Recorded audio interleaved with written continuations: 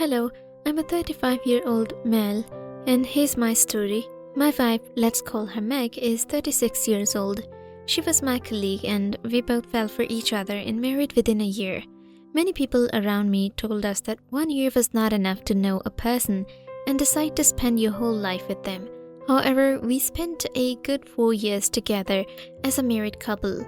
But now that I think of it, the marriage only worked because I never paid attention to her activities. Had I been more observant, I would have spotted what a failure my marriage with Meg was. So Meg and my stepdad never get along well. There was always tensions when they both were in the same room. My stepdad loved my mom and me. He treated me like his son, and we never had a strained relationship like many boys have with their stepdads.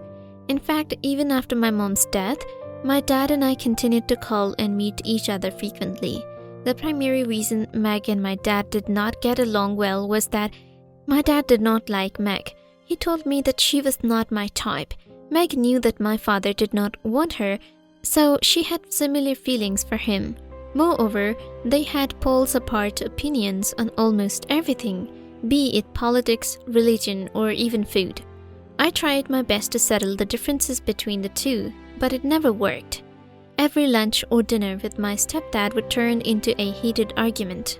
Thus, I gave up and met my father alone. But universe had different things stored for us. My house was in dire need of renovation and repair. It was an old house, and I moved in because I did not have the budget for the renovation. Here comes the twist. My stepdad offered me that I could move in with him until my house was done. I liked the idea that it would be good to spend time with my dad, and it would save me a couple of bucks. I discussed it with Meg, but she foamed up. She did not want to stay with my father. I explained to her that instead of renting a place and spending on it, we could save our money by living with my stepdad. She did not agree fully with me, but eventually she caved in. We moved into our stepdad's house. Meg and my dad tried to stay as civil as possible. They hardly talked with one another, and I was fine at least that they were not fighting. But within a week, they both started to lose it. My dad would comment on how she went outside in revealing clothes, and she would ask him to mind his own business and not talk to her. The other day, Meg came really late from her office party. She was no longer working in the same company as me. So anyways, Dad told her that it wasn't an appropriate time for a woman to get back home. She insulted him by saying that he was conventional and had orthodox thinking. Listening to their heated arguments, I woke up and went outside to settle the situation. I told my dad not to comment on Meg's dresses or when she returns, but my dad said to me that your wife is up to something. I dismissed his concerns. For the next few days, everything was fine, except for a few angry glances at each other. But one day, Meg came home with a new colleague. She hugged him and he left. I never mind if my wife's male colleague dropped her. I trusted her, but Dad was not okay with it. He told me I should talk to Meg and instruct her that it was not okay to hug other men. I nodded, but I never spoke to Meg about it. I wanted to live peacefully before my house was done. However, Dad started dealing with me how Meg came with the same guy every day, and they looked like more than just colleagues. He even said that I should keep an eye on them both. I confirmed Meg about it, and she said it was her colleague who lived in the same area and dropped me off. I told Meg that she does not like hugging this guy, so she should be more careful. Meg nodded, but she clearly looked angry with my father. She even told me that living with my father and his endless requirements was miserable. I felt bad about my dad. All he was trying was to alert me. So I told Meg that she should not take this tone with my dad, and it was a terrible mistake on my part.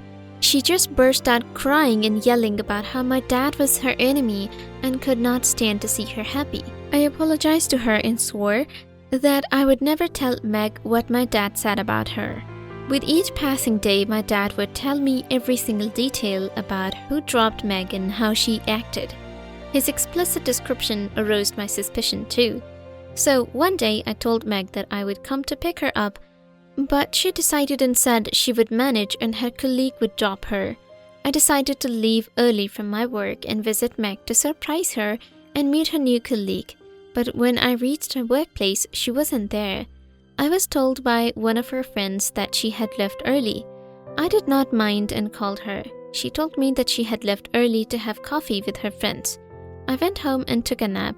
When I woke up, it was 11 p.m. and Meg had not returned. I left my room and asked my stepdad if he knew anything about Meg. He was clueless about that. Meg came at 11:30 and was tipsy. She had gone to a club and had a few drinks. I was angry with her. I told her that this was not right that she came back so late, but she did not respond. She needed to sleep and I let her. While she sleeps, I saw some bruises on her arm.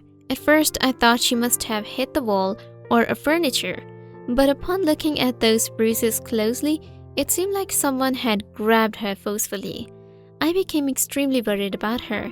So when she woke up the following morning, I asked her about the bruises and she covered them. She joked that she had hit the table, but I told her that marks looked like someone's fingers. She gulped and did not reply. I asked again and she said that I would not believe who did this to her. I insisted and told her that I would believe her. She said that day before yesterday, she had an intense argument with my father and he lost control and became angry at her. He grabbed her arm and flung her on the couch. I was stunned. My father was not violent and he could never hurt someone physically. I did not say anything, but I knew my wife was lying because of two reasons. Firstly, she would have made a huge fuss if my father had done it. She could not stand his sharp remarks, let alone his angry behavior towards her. Secondly, my father tells me everything. If they had a debate or anything, he surely would have let me know. But instead of denying her allegations, I noted and assured her that I would talk to my dad and we would soon move out. I went to my dad and asked him if he had had any argument with Meg, but he said that she is hardly home and always out. I nodded and decided to uncover my wife's lies on my own. I started noticing that Meg always appeared worried and would jump at almost every email she received on her phone. I asked her what was wrong and she always brushed it off as if it was nothing and work-related stuff. I did not force her to share anything if she was not comfortable. I had to go out of the city for a work-related thing. I told Meg that she could stay with her friends if she wanted to, and she agreed. I told Meg that I would be back in 4 days. However, my trip was only 3 days long. I wanted to keep tabs on what my wife does in my absence, and my dad agreed to help me. Meg moved out a day earlier and decided to stay in a hotel room. I left for the airport and asked my dad to keep an eye on my wife and what she was up to. I stayed connected with my dad and wife over the phone. I would ask them about their day. Meg was all normal with me. She shared about her office and what she did. Dad also did not have anything to say about Meg. I returned after 3 days and I told Meg that my stay had been extended and I would come back after a week. I wanted to give her a surprise, so I bought flowers for her and went to her hotel room. But she was not there at 9 p.m. I waited for an hour, but she did not come. I asked the hotel receptionist and she informed me that Meg had not come to her room since last night. I called her and she told me she was at work. I did not tell her what the receptionist told me, so I went to her workplace to verify that she was stating the truth. However, my wife was not there too. She was not coming to the office for the past 2 days. Something was wrong there. I felt worried for Meg. She said she was at work, but I was told that she was not there. The receptionist said the same thing. It was crystal clear that Meg was lying to me. So I decided to stay in her hotel room and waited for her return. Meg returned late at night around 1 a.m. She was shocked to see me sitting and waiting for her. She asked me when I would return and told her I came back a day earlier to surprise her. I could literally see the color draining away from her face. I confronted her about where she had been and she told me she was out with a friend as she did not like staying alone in a hotel room. I knew something was wrong, but I could not put my fingers on it.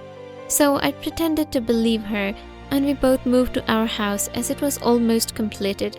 Meg felt relaxed to be back at the house. She could freely do whatever she wanted with no one to interfere or keep an eye on her. I was glad that Meg was finally happy, but after a few days later, I finally uncovered the truth. I went to Meg's office to follow her and the colleague who dropped her home every day.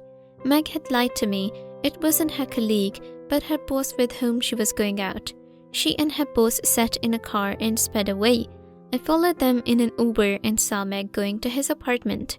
I was so angry at Meg that she cheated on me with the boss behind my back. I decided to catch them both red-handed.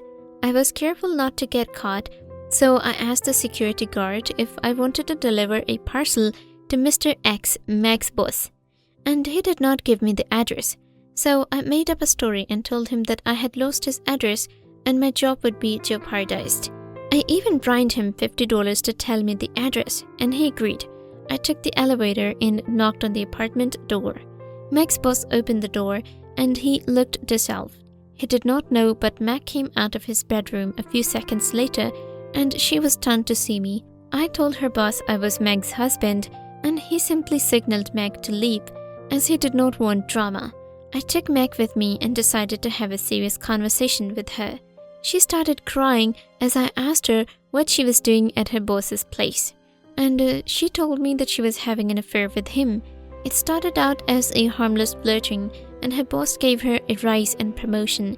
She continued flirting until she and her boss cheated on their spouses. Meg told me she realized she had done wrong and told her boss they must stop. However, her boss was evil. He had taken some nude pictures of Meg and threatened her that if she walked out of the relationship, he would show these pictures to everyone in the office. She was scared and continued cheating behind my back instead of discussing the matter with anyone. My dad knew something was off about Meg and she accused him of harassing her. Dad had seen Meg hugging and kissing the guy. He never warned me about it, but I was an idiot who blindly believed my wife. I told Meg to leave. I could not forgive her for what she did. She cried and begged for my forgiveness, but I told her it was her fault. She initiated this fling and now things got out of her control. She did not like being in a relationship with her boss, but she was terrified of the consequences that would result. But it's not like her boss forcefully took those pictures. She must have consented to him clicking on those pictures, so I guess she got what she deserved. I would have helped her out if she had been innocent in this situation. However, she was the one who started it and kept me in the dark about it. She did not even think once about cheating on me. I loved her and trusted him. Never once in our married relationship had I asked her where she went on what she did, but she misused the freedom and space I gave her in my marriage. I filed for divorce. I don't care if her boss blackmails her or forces her to be in a relationship she doesn't want. In fact, I hope her boss restores to something evil and destroys his reputation so other married ladies can learn a lesson about not cheating behind their husband's back in the name of flirting. I told everything to my dad and he did not ridicule me or give me that I was right before face. He was very supportive and told me that I could come and live with him again to move on from this horrific incident. I politely refused him. I felt embarrassed about how Meg treated him disrespectfully. Meg wanted me to fight with Dad for the lie she had fabricated. She wanted me to stay blind so she could continue her little affair with her boss. But I am glad I did not fight with my dad or accuse him of anything simply because of Meg's words.